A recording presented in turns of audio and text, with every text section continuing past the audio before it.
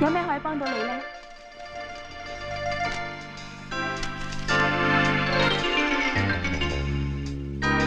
哥，快啲俾我啦！我冇啊！有槍啊，話你聽。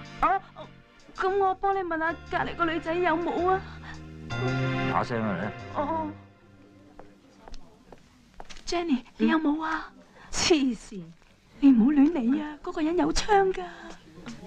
你爽啲手啊！我都冇啊！你都冇？你早幾年嚟我都有嘅，而家冇啦。你唔好講笑啊！嗱，我趕時間啊，仲有出邊好多朋友等緊我啊，仲有幾杆槍你知㗎啦。既然你咁需要，你去9號窗問嗰個肥妹攞啦。我諗全銀行得佢個有咋。得佢一個有？間咩銀行嚟㗎？有冇搞錯㗎？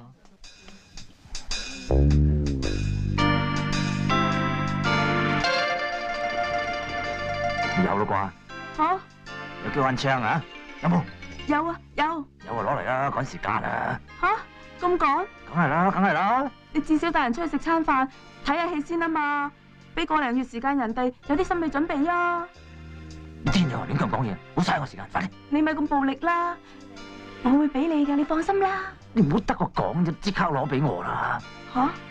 喺呢度點俾啊？你攞出嚟擺上台啦，點俾？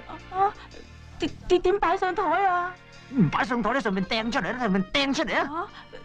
掟出嚟！攞嗰杆槍，快啲！哦！你做咩啊？喂嚇！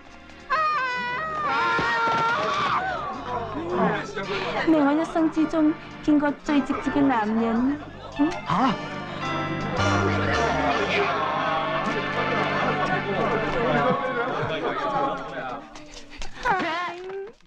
你都知道人多唔方便呢。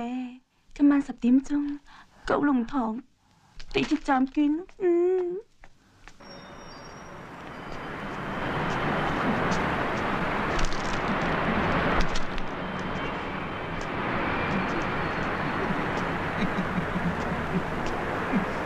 恭喜你成為香港開埠以來第一個打完貞操嘅人賊。